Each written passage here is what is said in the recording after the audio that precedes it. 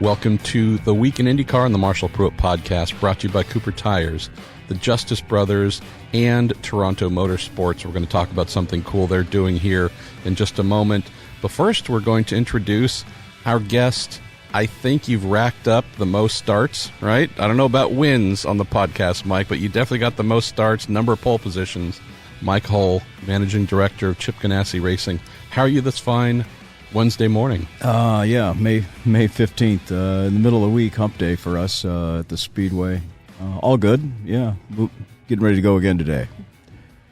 Mentioned our friends at Toronto Motorsports. They're doing something really cool, Mike, on Saturday, the 25th, at the Indy Memorabilia Show. They're going to do a one-day pop-up show with all the various T-shirt art that our man Roger Warwick has done with all kinds of crazy stuff. There's going to be apparently a new Robin Miller T-shirt folks can buy. It's a one-day thing, so definitely come and check that out right behind the pagoda. Starts at 8 a.m. Saturday morning. And thanks again to Cooper Tires. We put on at the Indy GP. We had a live podcast, gave out 100-plus free T-shirts, the third anniversary MP Podcast T-shirt. I have to get you yours, by the way, Mike, although you're looking good in the Ganassi gear today. And then our friends at the Justice Brothers also have, I think, 500 keychains coming. So it's all kind of give folks, could I just say something about Ed Justice? Good stuff. Please. I grew up in Southern California, so saw those guys in action. But he gave me a book about a month ago. It's one of those big, thick, looks like a coffee table book, but it's a history of the Justice race, the Justice Brothers, and the Justice family, and all that. It's an amazing read. It is. It's really, really good. Really good. I love the guy, love them, and I'm not saying that because they've come on as a partner of the show. Loved them for 20-plus years, and the little IRL car that I helped manage and engineer is actually on the cover in one of the little small photos. That's where we met 21 years ago when we came here, lost our sponsor like Ricardo Juncos has, and Kurt Cavan wrote us. I flagged down Kurt Cavan, saw him walking through Gasoline Alley, didn't know him, but knew the face and said, hey. And Kurt was really kind to write a story about this little team that had no money to continue. A lot of folks rang up, one of them being the Justice Brothers, and that relationship started there. So, and there's a great book about it, their entire life, too. Yeah, I mean, their family history in terms of all versions of motorsports is really worth reading. Yeah. Well, we got to get that Mike Hull autobiography going here sometime soon as well. I got to fire up the keyboard. Still working on the next chapter. All right, fair enough. Well, let's do this. We've got about an hour. Again, we normally go a little bit longer, but there's this thing today called practice, and I believe you want to participate in that. We're going to try. And I don't want to have Chip sending drones here to blow me out of the sky for keeping you too long. So we're just going to jump right in, go to our man Craig Johnson, who says, Mr. Hull, the Indy GP from Saturday was a blast to watch. With the mixed conditions. Playing Monday morning quarterback, did Dixie go too hard after the last caution and burn off the front tires? Should he have placed better? Was there a setup issue that maybe caused some of that? He says the broadcast guys mentioned him burning off the rear tires earlier in the race. He says good luck for the rest of the month of May. I assume that the people in the broadcast booth know more about us than we know. And I would also assume they're talking about the slicks, not wet tires. Yes. And the reason that we had rear tire issues at the beginning of the race was we didn't start on stickers. We started on scrub tires. So, and we went red there because we didn't think we'd ever get to black tires. And the only black tires that we got to were the ones that had treads on them. Yeah. In terms of the wet tires for the race, I think Scott did a really, really good job, first of all, of setting pace. There wasn't anyone, with the exception of Pagenaud, that could go faster. I'm not sure, in a way, maybe for Pagenaud it was a blessing in disguise that he got held up a little bit by the people in front of him, because he had speed, but with the speed he had, if he'd have displayed it too early, it might have been a different race at the end. Interesting. Scott's front tires were what gave up on him for wet tires, but the reality is that you can always look at it in hindsight, but I think in real time, we did a really, really good job there. And if anything, if we'd have given him a couple of turns of front wing, maybe it would have made a difference. But I don't know, with the pace that Pagenaud had, in reality, if we had that pace. So Sometimes it feels like you're kissing your sister when you finish second. But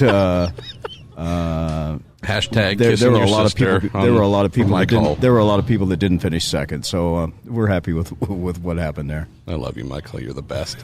We're going to go to Brian Smith. We answer this one almost on an annual basis, but it's also great, Mike, because we keep getting this, which tells us we have new fans or those who want to learn more.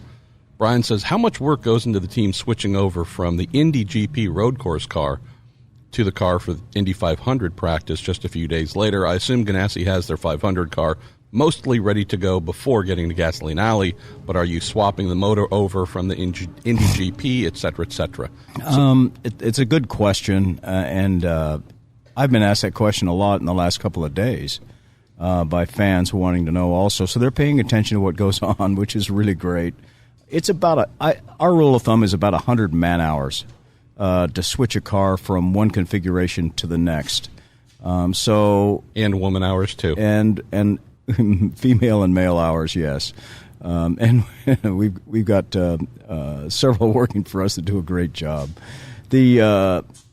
Some teams have one primary race car and a lot of spares.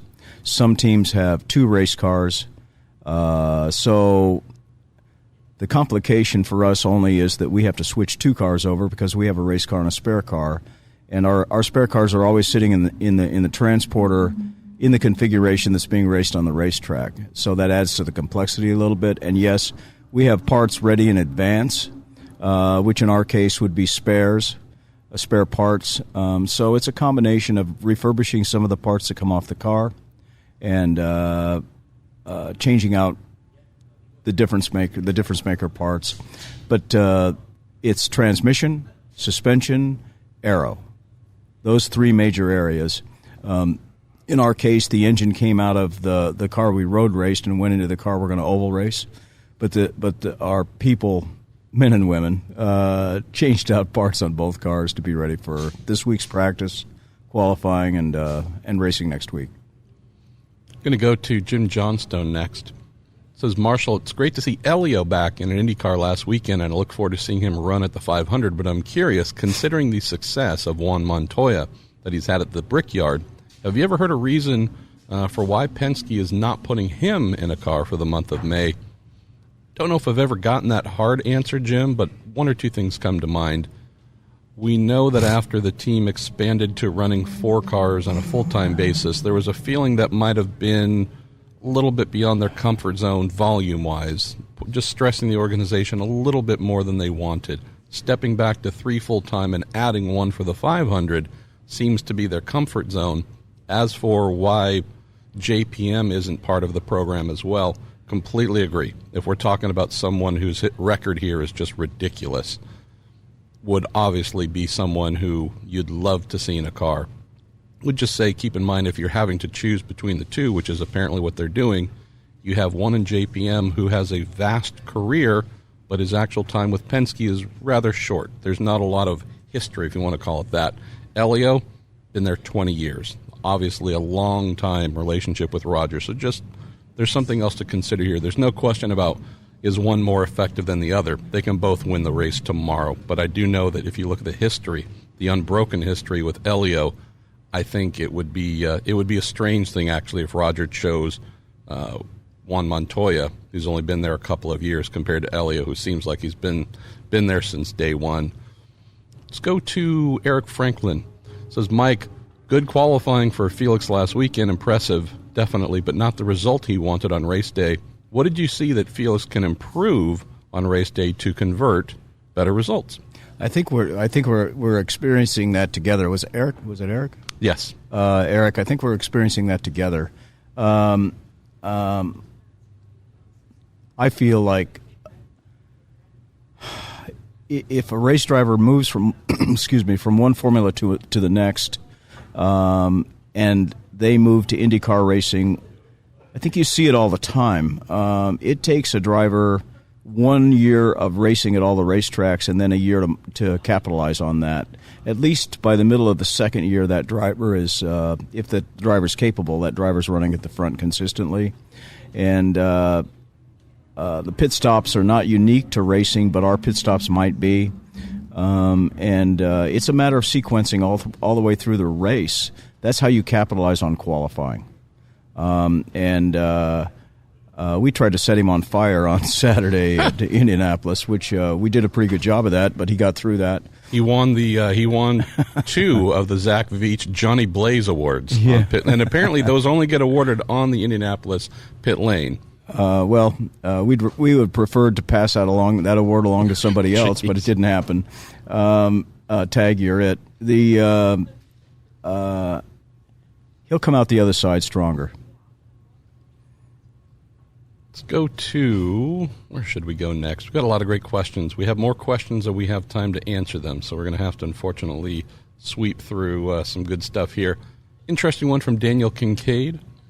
What can a smaller team making their first appearance at Indy do to help maximize their change of making the race? Their chances, I think, is what he meant to write. Could Dragon Speed basically spend the day getting their rookie driver Ben Hanley comfortable, then just practice more in qualifying trim and worry about race setup after they make the race? And how would a team do that?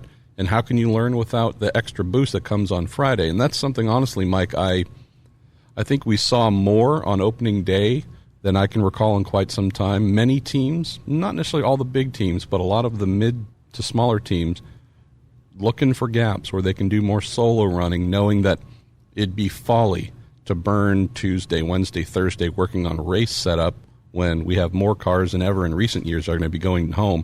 I don't know if you want to focus too heavily on May 26th when there's no guarantee you're going to be there. Any thoughts on how a team like Dragon Speed might try and shift their overall focus to outright speed this early in the show without even having race boost? Well, my opinion might be different than what was just reflected there in the question. Or in the answer, your answer, Marshall. I think the more laps you do at Indianapolis, the closer you are to being able to race in the race. And once you're in the race, you'll do a better job.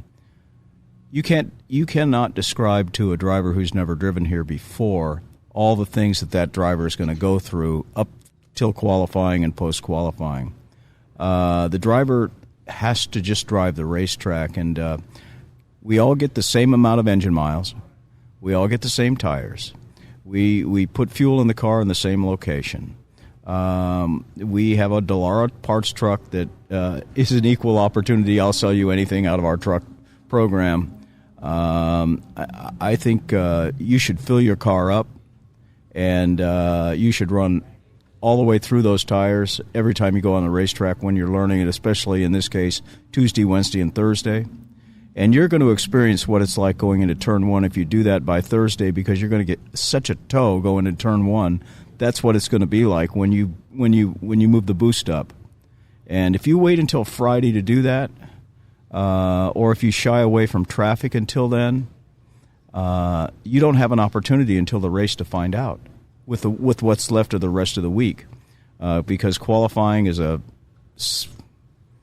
horror story some days, and Sundays I think 2 hours of practice, and then Mondays 2 hours of practice. So by that time you'd better be ready to practice. You better not find out how to practice, in our opinion. And our rookie, what we did yesterday was we filled him up, and when he did rookie orientation, we filled him up. And if he gets a tow, so be it. And it was funny yesterday watching the accordion sequence of people when they were running together. When you thought the conditions were absolutely right, you had the wrong gears in there to get the number. So yeah, we saw, was it Dixie's car? You got, I think the NBCSN crew zoomed in on changing the gear stack there, I think, on Dixie's car. Yeah, frankly, we had the gears in last year that we raced with. And we needed more gear yesterday, but we didn't go any faster. That just happened to be the case. So, and it was probably the conditions yesterday. They were ideal, very little wind, so that contributes to fooling you a little bit about what it's going to be like on race day. But I think all in all, I think we did with Scott. We did. I don't know. We went way past the term of the tires 3 times. Yeah. So 97 laps total for Dixie. 97. So that was 30 probably for what we did there. And I think that's what you need to do. Got a couple questions here that fall along an interesting theme. And, of course, Mike, I know your answer won't be in relation to Chip Ganassi Racing, just maybe what you've heard from others. Wink, wink, nudge, nudge. Okay. Let's see. We'll go with, both Paul Davis and Ed Joris has similar things. Paul says, can you tell us how much maybe a small team or a one-off team might learn about chassis setups on the cars at, say, a CGR or Andretti or Penske simply from walking by and clicking a few photos or taking some video on track? And Ed Joris asks something similar, saying, knowing how razor-thin the margins for speed are here, do any teams do any opposition research which might fall into that same category? So have you heard of such things? Like with our version of the NSA satellite? Exactly. Yeah. We see it overhead sometimes. I think everybody... It was funny here 3 years ago. I can't remember who the photographer was. I think he was either from Andretti or Penske. He was spotted, and so the other people that had spy photographers started shooting pictures of him, and his picture showed up in the bathroom. Nice. It happens. But I think what you're trying to do is you need a timestamp on that to compare where you were at the end of the day. Exactly. Not at that moment in time. And what it does is it just provides avenue for discussion with the engineering group as to what somebody might be doing that you're not doing, and then going back and comparing that to either your mechanical or aero notes to see if you might be missing something. It's almost like it's just a check, like, okay, we're going in the right direction. Oh, we're not. I think that does help, and I think the size of the team, it makes a big difference. If nothing else, you look at the cars as they roll past you to their pit box with the aero they have on them, and then listen to your driver after the first run, you're going to know. The fun thing, too, just from a spotting standpoint, is if you see someone in or around your pit box who clearly isn't a fan, because you can kind of tell a fan, or maybe even just someone corporate side from a team, it's usually pretty easy to spot someone who's a little bit out of place, who's hanging around and looking, but doesn't really fit the model of fan, et cetera, et cetera. You go, okay. Oh, and they're taking photos. Oh, they've got their phone out. It's not too hard to spot that up close. On track, yeah. I mean, I know I get requests, not necessarily daily, but I get requests a lot from friends and former engineer pals and whatnot saying, hey, if you see this car, I'd love to know that. And it's not uncommon for those requests to be made. I think my favorite example of that all time was back when I was a young mechanic. Our boss, who was also a race car driver, was very curious as to why we were getting our butt kicked by a rival. And that team, this is before big haulers and putting the car inside the transporter at night. And so the car was just left up under the tent, under the easy up, covered up and whatnot, zipped up. But we got in a little bit early, and he decided to go over, unzip the tent, crawl under the car, which was up on stands, take a look under it to try and see and peek around, look at whatever settings, whatever they might be doing differently. And the only problem was, I guess he didn't think the team that owned that car would be showing up early as well, because they walked in the tent and found him with his legs hanging out from beneath their car and quickly escorted him away. So, yeah, sometimes the opposition research is actually just crawling under the darn car. Let's see. Where should we go next? Tim Reagan, great question for you. Is there any time during May, Mike, when you just take a moment to soak in the atmosphere and enjoy the experience? I think you pinch yourself every day when you drive in the place. You realize how special it is, and you do think about, I do anyway, having been here now several years in a row. I think about all the things that happen and the friends that you develop and the friends that are no longer with us. You sometimes are reminded in a positive way, really, about why you enjoy IndyCar racing, and it starts with the Speedway. Let's go to, and again, I'm having to choose through a lot of awesome questions here to try and make an hour show. Robbie Berggren, good one. This is more of a road course, street course thing that we hear about. Do either of you know what the root cause of camber shims falling out happens to be? Is it improper torque on the fasteners, fatigue, vibration? Mike, can you share what your team does to ensure camber shims don't fall out? We've lost a few. Duct tape. Lots of duct tape. The original design of the car, the thought process there wasn't quite right, but Dallara has rectified that. And unless one of your people are careless with what they do these days, or if you're running camber that makes no sense in a particular application, it's actually pretty good now. I guess we better knock on wood here, but it's actually a lot better than it was originally with this car design. Let's go to Jordan Darwin. Hey guys, are there any rear wing angle restrictions at Indy this year, or will teams have the full range of options at their disposal? Obviously, we know that there is a new allowance in terms of gurneys, but in terms of wing angle, struggling to recall anything new in terms of allowances. There's nothing new. I think the addition of downforce overall with the car will make racing better, because as you get through a tire run, downforce is your friend. So a friend of mine a long time ago, when we were standing out there qualifying, he said, a guy named Jim McGee said to me, just remember one thing that Indianapolis rewards, those who aren't greedy. And so downforce is a situation where greed is not your friend, because you can take wing out of the car, or you don't have to run a wicker on the car. That's not necessarily the fastest way around when you're on a 24-lap run. So I think that it's great that IndyCar has liberalized those rules, but I think you have to be mature about how you're going to react to those rules. Scott Hodgins asks, with Pato Ward signing with the Red Bull Junior Development Program, do you think we'll see any Red Bull branding for him on his Carlin racing car this year? I did see on the good old Instagram that Pato posted an image of his new Red Bull branded helmet he'll be debuting this morning.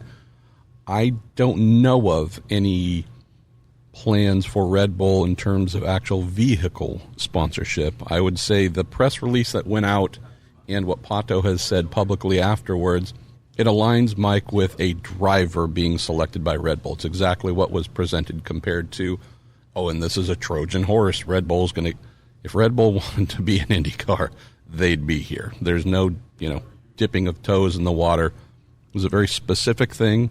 We are signing up this kid. We're not exactly sure what's going to happen, although I think we should enjoy him while he's here. If you're a Pato Ward fan, make sure to come out to IndyCar in 2019, because it'd be very surprising if he's still here next year. But so far, it is strictly a driver-based thing. Another thing I'll just mention quickly before moving on to the next question, Mike, and I've heard on background, it was very impressive how the Red Bull team, Dr. Helmut Marko, reached out to Carlin Racing to inquire about speaking with Pato, in that just in terms of something you mention quite frequently, we don't poach people. We don't say, we love this engineer over here, we're going to try and get on the phone and work up a secret deal. If that person becomes available, if they walk in the door, we'll talk to them. You've said that many times, but we all live in a small environment. We need to behave correctly. It's just really good to hear on background, at least, that it sounds like things were absolutely correct between Red Bull and Carlin in how this came together. So good on them. Might also be an inference that some others who might have inquired about the kids' services might not have had that same kind of community-minded approach. Let's see. Let's go to Kevin Frederico. Says, Mike, any race event that you and Chip want to still tackle still? Are there any races that you can think of that you guys haven't won that's on your bucket list? Well, this one again. I think in motor racing, timing is what drives your next endeavor. And then you have to go in with both feet. I think that Chip himself has been really lucky, because he's gotten to do more than what any normal open wheel owner would ever get to do. And when he came at us and said in 2003, would really like to do sports car racing, and let's go find an opportunity, and we did. For a bunch of open-wheel people, that was a lot of fun.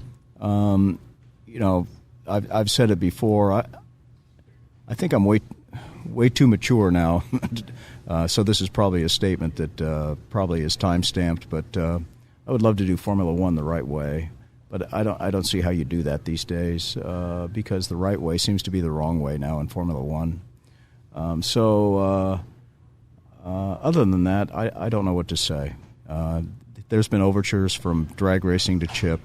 But, you only have so many weekends. And when they make the schedules, they don't care if they conflict. So let's just take the Indy 500 a day and work on that. Big Daddy Chip Ganassi. That sounds like a heck of a lot of fun. Let's see. Oh, boy. Again, we are blessed with great questions here.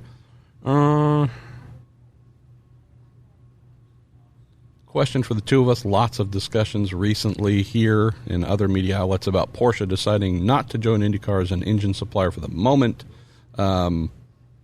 Curious about whether IndyCar needs to incorporate hybrid technology or some sort of electric-based propulsion to the next engine regulations to attract new suppliers.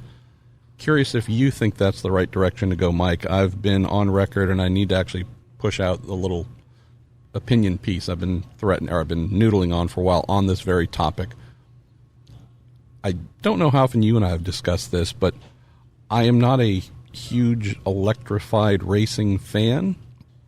I do like my internal combustion engine. I also know that I come from an era where that's all we had, and you as well.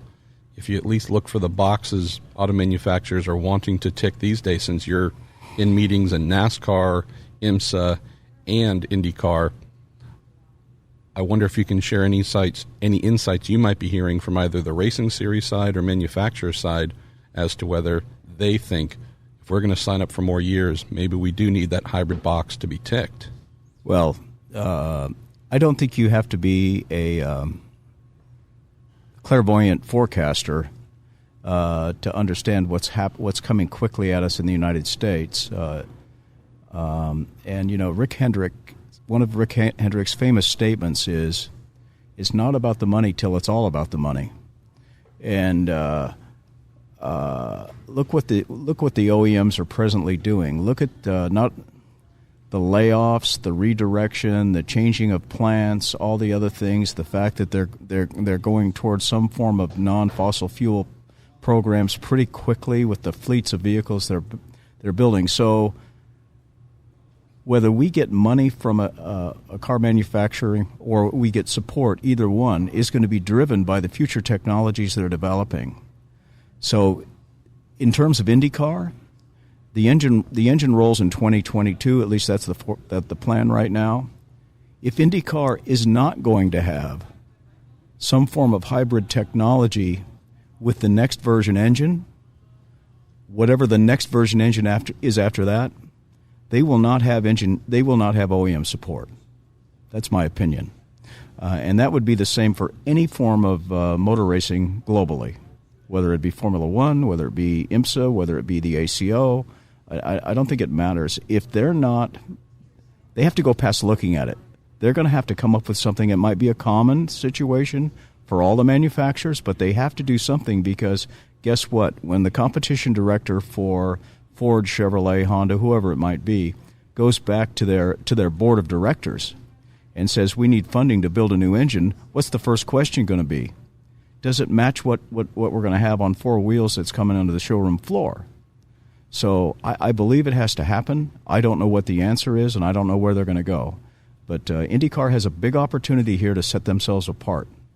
And in order for them to have a third and hopefully fourth, fifth manufacturer in this series, which they sorely need, they need to go to those manufacturers and say, we're well down the road with that as being part of our technical program in 2022. That's the key thing here. It's being able to show and tell manufacturers we are aligned. Wherever it is as an industry you are heading, we want to be there. Can't do it so it's recklessly expensive. We need to be intelligent about this. Money in motor racing right now is thinner than ever. So we need to be smart about this, but we need to make sure we give you what you need to be able to get that chief marketing officer, chief financial officer to sign off on it.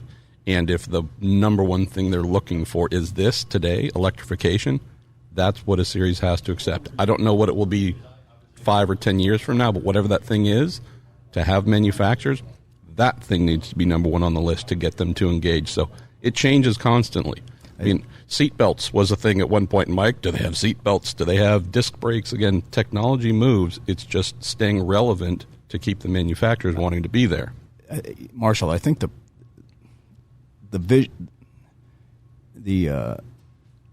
picture that people sometimes get is they get a picture of Formula E, which is a great racing series, which is fully electrically powered. And that's different than creating energy.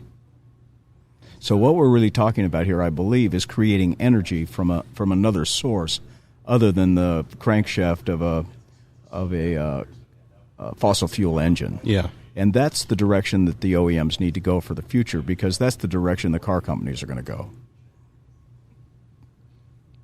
Let's talk about future. Scott Wharton asks, with all the talk about next year possibly going to Australia, maybe Japan, who knows, for an international race, what is the theory behind making it a non-points race? I don't know what IndyCar the teams would gain from making it a non-points event. What are your thoughts on this, Mike? I can throw out a couple of ideas, but you've been through this many times, whether it's Brazil, Japan, you've been all over. I think the prize money needs to be huge if you're not going to race for points. Not a replacement of prize money, but it should cost an international promoter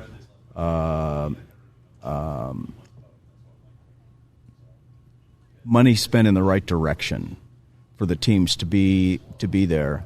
You know, every time we've gone to a country outside the United States, including Canada for that matter, we get a massive crowd of people. But it costs us money to go, and we put our people more at risk by going. It's more difficult to recover when you come back based on the travel and all the other things. You know, Formula One, half of their races are in a container and half of their races are in a truck. So they don't do all their races in a container. But I suspect they would tell you the same thing, that it's more difficult to recover when you're in the container. So I think that's important. But as long as IndyCar has the goalpost, keeping it between the goalpost of February and the middle of September, we can't do races in containers. We have our beloved people down the road who like to talk very loud to do their radio stuff. The main point you mentioned there, Mike, is exactly that. If teams are going to fly somewhere and compete, there's going to need to be an incentive. Financial is primarily the incentive.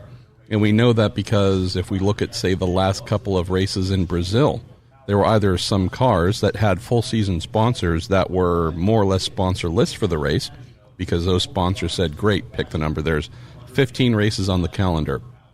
Our deal is going to be for 14 because we don't sell anything in Brazil. There's no value to us giving you money to be there. So if you can, please find something. And I just remember hearing from a lot of teams saying, if you know of anybody, $50,000, whatever it is, we'll take it. We've got nothing for that. If IndyCar is going to want to send the series somewhere to compete, possibly out of a market where sponsors, I don't know how many PNC banks there are in Japan, for example. If we're going to send cars somewhere, there's going to have to be a financial benefit, not just to cover the costs of competing, but actually, as you mentioned, to add to the bottom line. So I think that's also been part of the challenge. There's lots of places that would love to have IndyCar, but to get the teams there, there's going to have to be an incentive above and beyond. Enrich that leader circle to a level that would make folks want to turn up and play. That would be nice because it hasn't been enriched since it started. Let's go to Brett Ross. Mike, being a Southern Californian, What's your best Riverside Raceway story, and did you ever race there? Let's see. I did race there.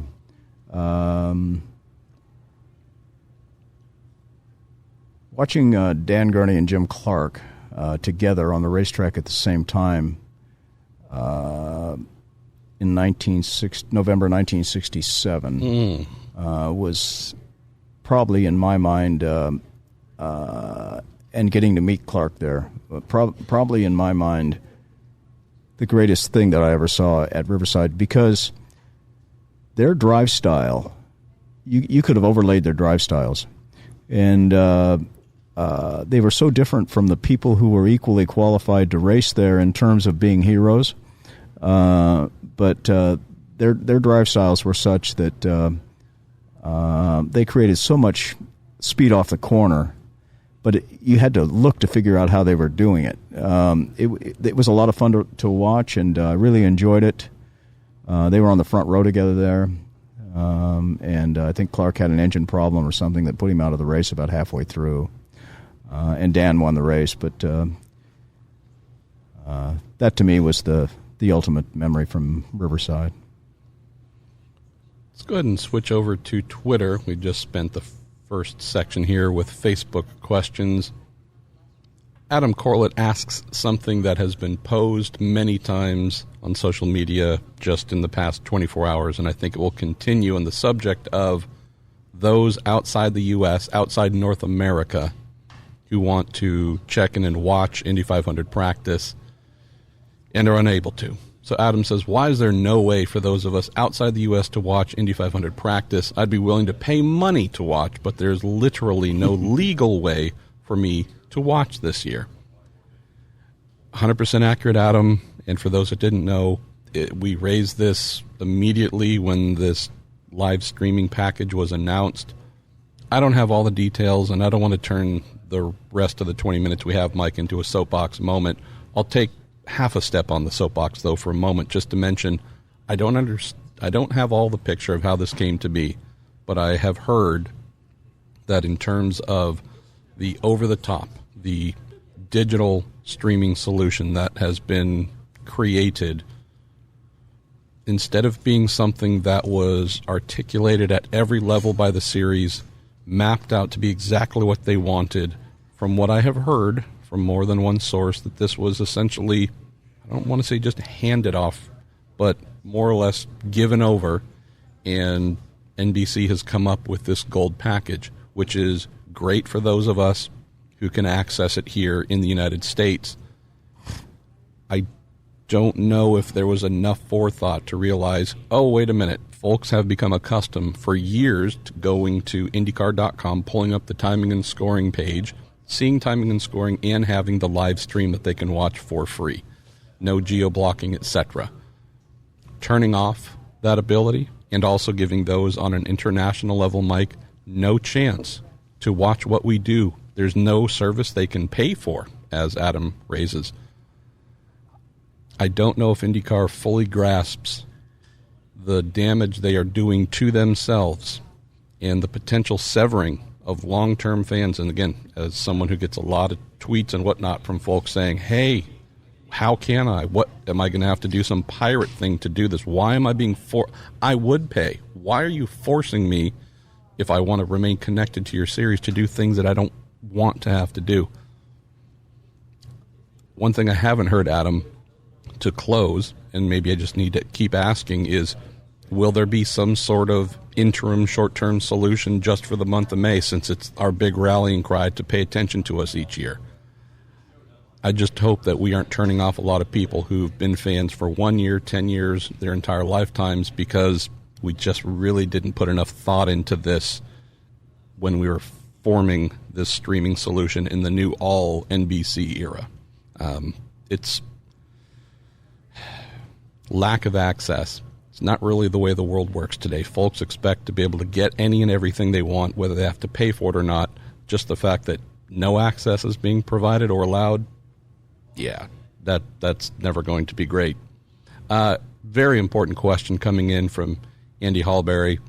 My question from Mike: who had more potential of the guys you've worked with, Scott Dixon or racer founder Paul Fanner? Paul Fanner had a lot of promise. You tell this story at least once a year on the show, talk but about please tell Paul. it again. Your what? Classic entry in his driver's logbook when he was going through driver's school. Please share that story for those who haven't heard it. Oh, my God. I'd forgotten all about that, but I've forgotten about a lot of things. And a couple of years ago in Indianapolis, he invited me to dinner with at that time, the person who ran the SCCA. And he reaches in his pocket and he pulls out his SCCA driver's logbook. And I had been his instructor at the SCCA driver school to try to pass him so he could continue on his quest to race Formula Fords. To try to pass him. I like the phrasing there. And, he did a good job. But in those days, you had a ton of Formula Ford, so you had a big comparison for drive style immediately when you were given about a dozen of these people that were driving race cars. And I think it was written, Marshall, you can probably help me, but I think I said something about needs work on the corners, great on the straightaways, or something like that. But you know what Paul has done is that he's set himself apart in the journalistic world in lots of different ways. And he understood, I think what you have to do is you have to understand what you're good at, not what you want to become better at. And what he's done is he has compounded what he's really good at. And you could see when I met him very, very early, I think I met him originally in 1971 or 72, and he was this wide-eyed young guy, kind of like I was, or we all were at that time. And we all wanted to achieve different things in motor racing, and he figured out where he could achieve it. And I compliment him for what he's accomplished, in this case with Racer Communications, and as well as all the other things that he actively pursues. And when he gets hold of something, he makes it better. Overstating the obvious here, but without Paul Fanner, we have no Racer Magazine now celebrating its 27th, 28th, I forget what year, but amazing tenure. Really the only and final true racing magazine standing that covers all the key series here. There's no Robin Miller here. There's no me. There's no many people here, all because of Paul, what he has created, but also what, and this is not blowing smoke, this is being very honest, I think I work hard, and then I wake up and see Paul on the same time zone as me in California with emails sent to me or whomever 2 or 3 hours earlier and 2 or 3 hours later. So it's someone who's many years older than me, who's been doing this forever, at a time where in theory you'd think the person might be ramping down, cruising a little bit. This guy's working harder than any of us, not just to keep Racer afloat and going, but trying to take it to new levels. That's just a constant form of inspiration. Let's go to Stefan Straub, who has 2 good questions for us here. First one is, Mike, how has practice for the Indy 500 changed for the Chip Ganassi team now that you're only running 2 cars compared to the 4 you had previously? He says, does only having 2 cars collecting data slow down the decision-making process, say, compared to a 4-car team like Penske? Well, I've never been inside the walls of Penske Racing, so I can't really answer that part of the question. And that's not a flippant way of answering it either. I think it's what you make of it, no matter how many cars you have. Having just 1 car certainly does not help you, because you're comparing yourself to yourself. So unless you have an alignment with somebody, that's a serious uphill battle. In our case, we work really, really hard with our engineering group, with our drivers, to understand how we read the racetrack, number 1, and number 2, how we compare and satisfy the needs that we have for, in our case, a driver who's learning how to get around the speedway and a driver who's been around the speedway. But I think we're doing a good job of that. And I think, to answer the question, maybe secondarily, is that you develop the software that's important for you to be able to analyze your particular drivers, no matter how many you have. And we've done it in all different ways. We've done it 2, 3, 4, 4-3-2, and we're happy to do it again if the need arises, or if it's important to do it more than 2. But right now we concentrate on 2, and we do a good job of that, I think. Not too bad from what I've heard. There's reports on the internet saying that.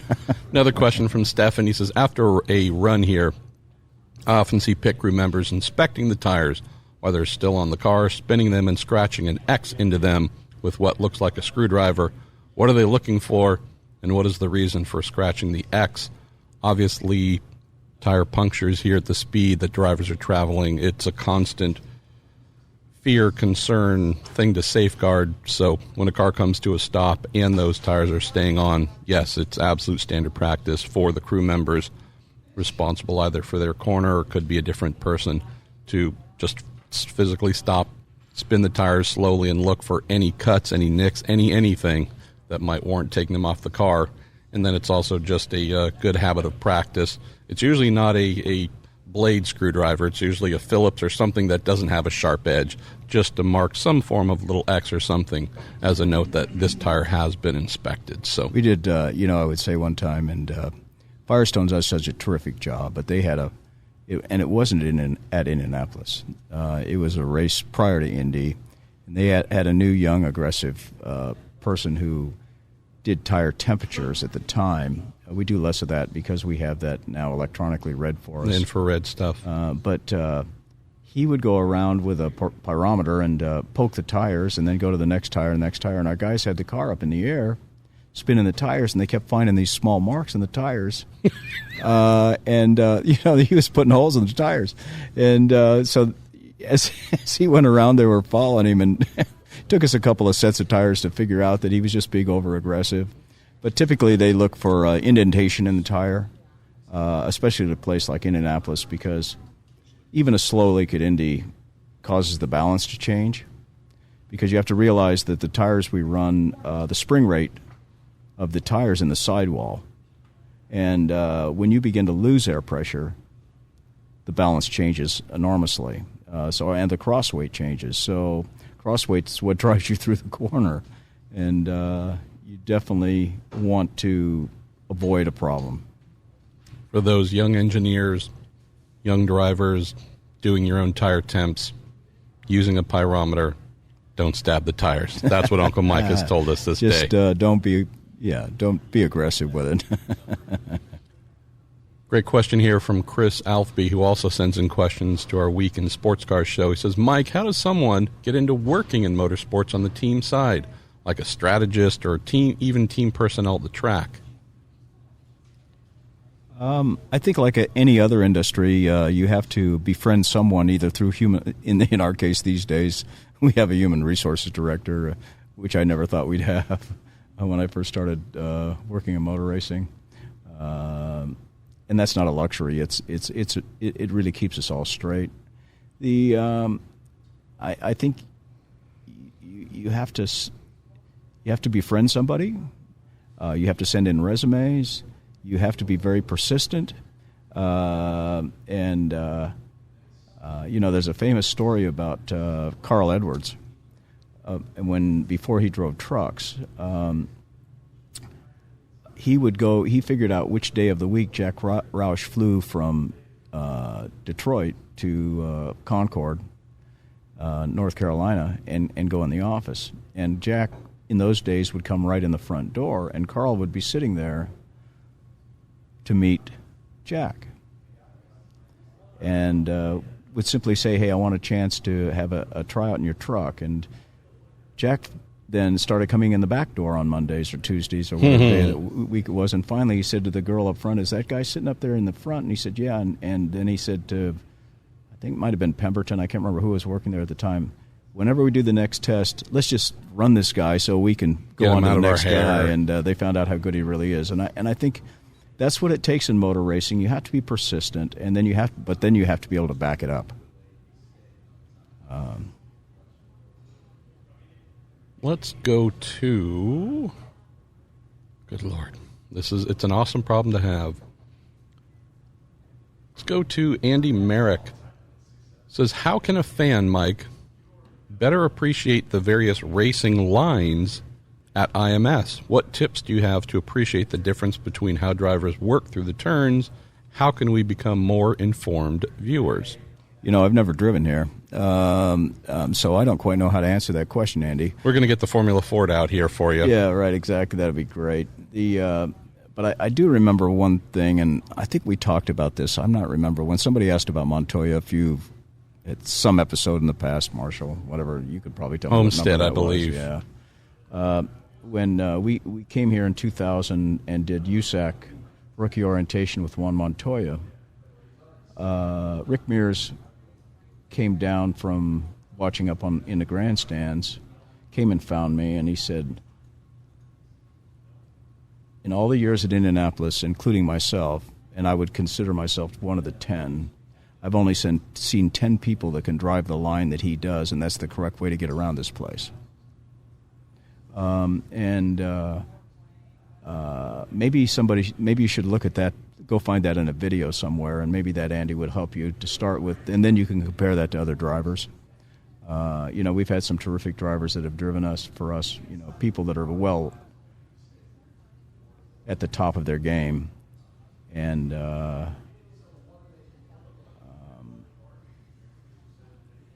there's a lot of video evidence of that. I think that's what you need to do, and then come out to the speedway and sit in a corner and see what happens. Oh, there are a couple of quick things, Andy. Is every driver has their handling preference. Some like to load the right rear tire heavily, so you'll see those folks tend to turn in late, go longer on the straightaways before turning in, load the rear of the car, feel that, and then work that. Montoya, I believe, that is one of his secrets to his speed. There are a couple of some drivers that do that. There's some others who prefer the opposite.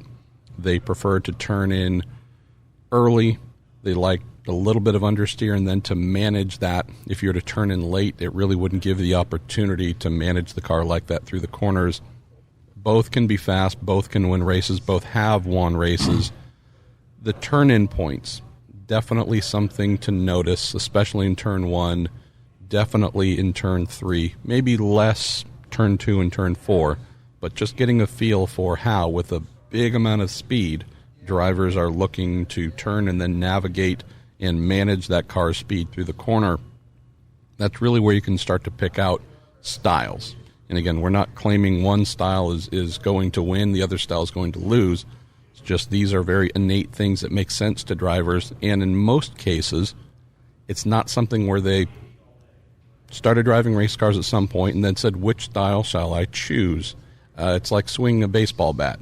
Of course, you can have a hitting coach tweak a little thing here or there, but for the most part, the way you pick up a bat and start to swing it, you're probably going to be doing something very similar for the rest of your career, again, with little modifications. Same thing with driving style. And so there will definitely be some line changes. As a car is either handling the way a driver does or does not want, they will adjust their line to try and accommodate, either to mitigate some of the issues they're having or amplify the things that are working well. But it's fairly rare to see one guy turn in very late one day and super early the next and just randomly picking and choosing lines. It tends to be some sort of innate thing that makes sense to them. So that's the thing I'd be looking for. And who knows, knowing, Andy, that you tend to be someone who pays fine attention to things and takes great notes, maybe you can come back to Mike and I with a note of who's turning in the latest, who's turning in the earliest, which one's too hot, which one's too cold, this one's just right, and Little Red Riding Hood. I would just say this, and I found it amazing. The first driver who drove for us that was really fast at Indianapolis for 4 laps was Arie Luyendyk.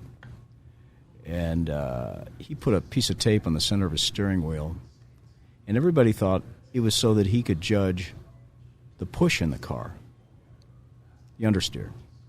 That wasn't what it was. It was so he could judge at the exit of the corner how far to the right he was turning the wheel. Now think about this. At Indianapolis, you want to turn the wheel to the right coming off the corner. That just really frees the car up if you get the car right? Oversteering at Indy with Arie Luyendyk. Not oversteering, just you have a neutral car, Sure. And all you're doing is just freeing up the front wheels just slightly, just to gain that extra little exit speed out of 2 and 4. And also the short chutes. So when you think about that, now we've had drivers since that time that if you ask them to do that, they'd go home. So, but they were equally as fast. So it is how you want to drive your race car at Indianapolis that creates speed. There's a reason we call him Harry Lunatic, this being one of them for sure. Well, Mike, we're at about the 10 o'clock hour where we need to let you get back to work here. Let's go. It'll be 7 a.m. in California, Marshall. No wonder I'm sleepy and also still guzzling down coffee. Not a joke here. Let's go to our final question, that being from Alpenman on the good old Reddit IndyCar group. This is one maybe you can share with us just some of the things you appreciate. He or she, although man is in their name, the Reddit screen names are just amazing. I never have a clue who or what they are. Says, I'm going to my first 500 this year. I see a lot of questions asking, what should I do? But do you have any suggestions on what not to do? So, I don't know, Mike, maybe there are some traditions or things at the Speedway around this fan might enjoy, but are there any things you're like, okay, don't do that? Well, I think if your instincts tell you not to do it, you better not do it. We know a Taco Bell to avoid for sure. Well, I think Steve Shunt laughing in the background, the man with the loudest voice in the world. Dario sent us a video last night of driving past that Taco Bell. He did. Yes. He's getting brave. I don't know. The thing, I always think about the things that you want to do at Indianapolis and the things that I really, really love to do. Saturday night in Indianapolis, I love Georgetown Road. I love the separation of the guys with the that have been drinking for 4 or 5 days or are probably going to make the race. I don't really know. I love the atmosphere of Indianapolis. I love everything about it. I love the generational thing that happens here. People who are meant to be mature people came with their fathers or their grandfathers and so on, and I love that part of it.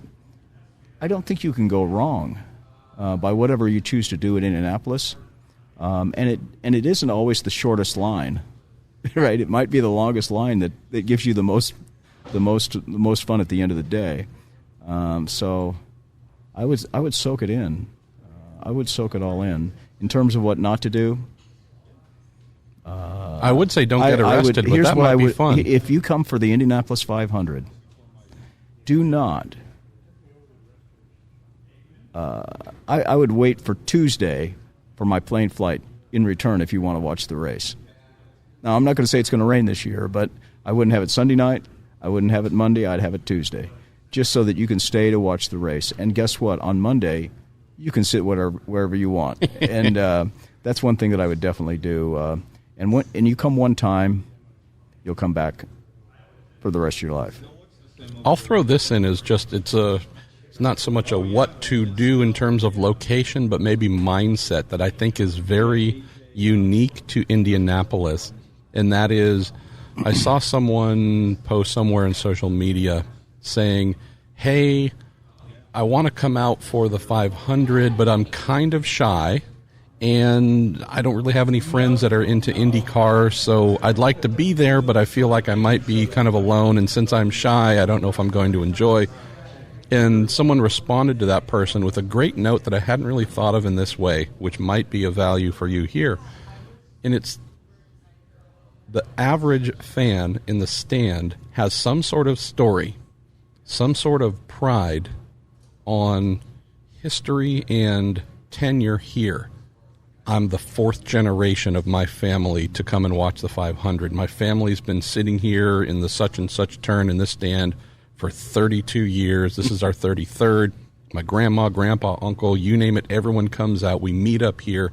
It seems like in almost every case, walking around, going to different places within the facility, if you can sit or stand in various places, I know it might sound a little simple, but just striking up conversations with folks, you are going to find that you are connected to decades upon decades of really interesting stories and people. There's a communal aspect to those who come to the Indy 500 and take pride that they're a part of the fabric of this thing that I don't really see almost any other motor race that I attend throughout the year. So I think that might be something you can enjoy quite a bit. I know Bill Marvel, for example, a longtime USAC man who's been around forever. We're going to do a podcast here. This is his 75th consecutive attendance at the Indianapolis 500.